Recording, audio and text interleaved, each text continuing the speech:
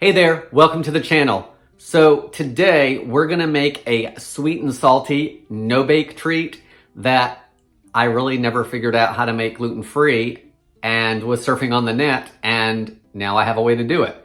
So I'm gonna test it out today and see how they come out. Today we're making gluten-free haystacks. I'm Jamie with SavorySaver. I share gluten-free recipes, tips, tricks, and resources to make your gluten-free lifestyle easier. So please consider hitting subscribe and let's get started. So just a quick backstory on these gluten-free haystacks.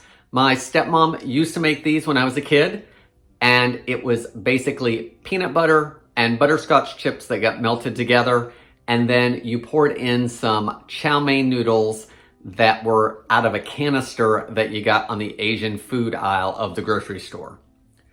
Those are all wheat flour, so gluten-free, not so much.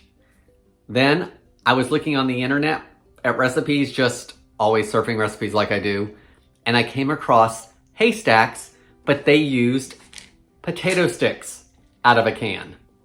These, potatoes, vegetable oil, and salt. That's it.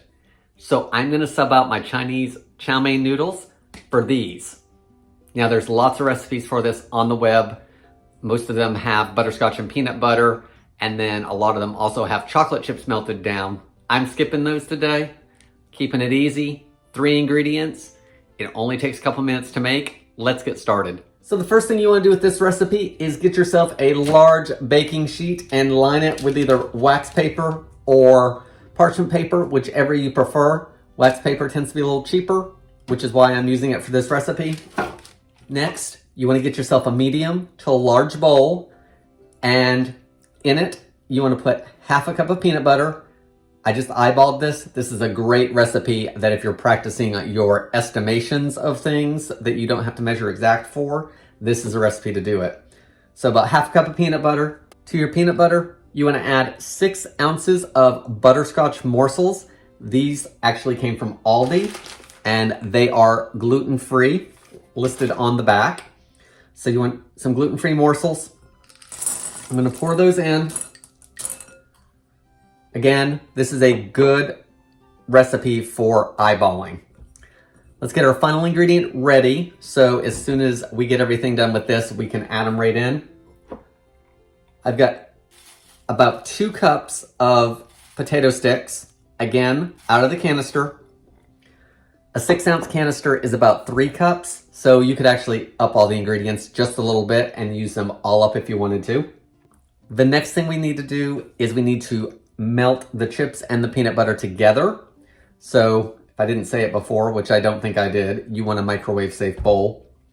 So I'm gonna microwave this in 20 to 30-second increments, stirring each time. And as soon as everything is melted and blended together, we'll add these. All right guys, about 1 minute and 45 seconds.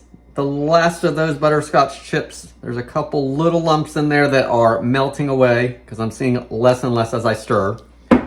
So now what I want to do is dump in the potato sticks, mix everything together.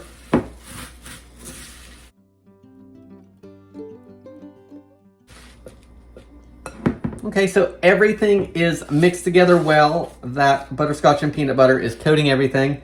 Now I just need to put spoonfuls of it over onto my cookie sheet. I've got just a regular tablespoon here. I think that'll be plenty big. You just want to put them on your pan, whatever size you want to make them.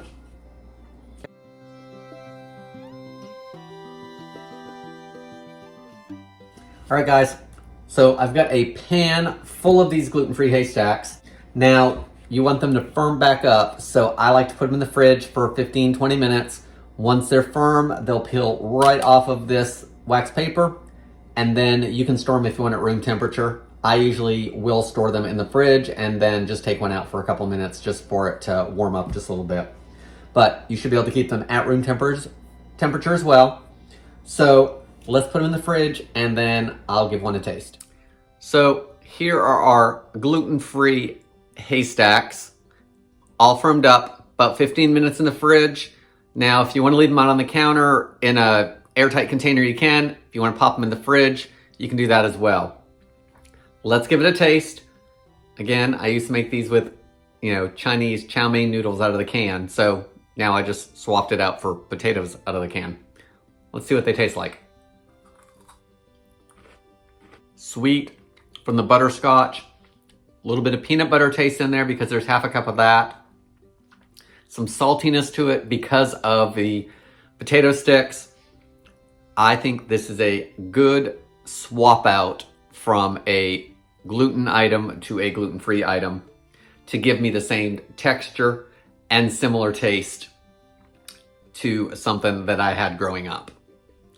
Guys, 3 ingredients, under 10 minutes of time. Let me know what you think. Thank you so much for watching, and I hope to see you on the next video.